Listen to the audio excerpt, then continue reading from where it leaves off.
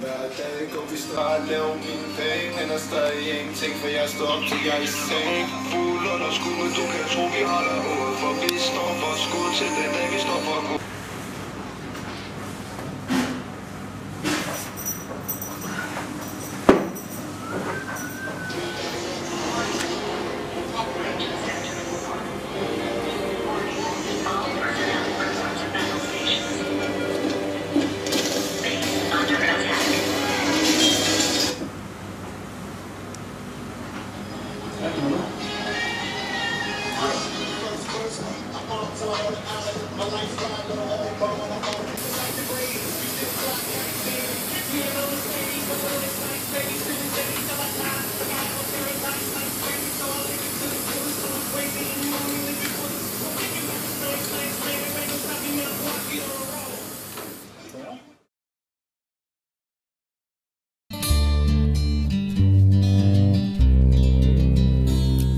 Til dem, herre præsident, jeg disse ord vil skrive, som måske er naive, men læs i allen fald.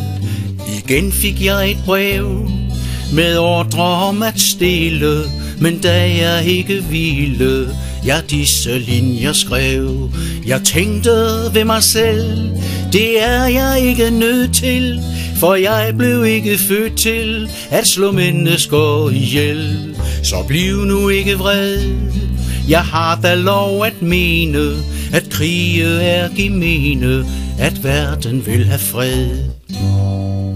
Det er over min forstand, at landet skal gøres øde, at mennesker skal forbløde og slås til sidste mand. At der endnu er nogen, der har så lidt af krig forstået, trods kvinders sorg og barnegråd, at de bevarer roen. Bag fangelejrens hegn er mænd med sjæl besløvet, hvis bedste år er røvet, og hvis kære lider savn. I morgen før det gryer, forlader jeg mit barndomshjem, herr præsident, og det er dem, og deres krig jeg skyr. Mit ønske, det er blot, at jeg må gå i verden og prøve på at lære den, at vi kunne have det godt. Lad os bruge det liv, vi har, til at kæmpe mod den nød, der gør, at bror vil slås med broder, gør mennesket til barbar. Herre præsident, farvel. Hvis de vil kræve heltemod, hvis der skal ofres helteblod, så må de gøre det selv. En desertør jeg vel, men jeg er ikke bange, og før jeg lader mig fange, må de slå mig ihjel.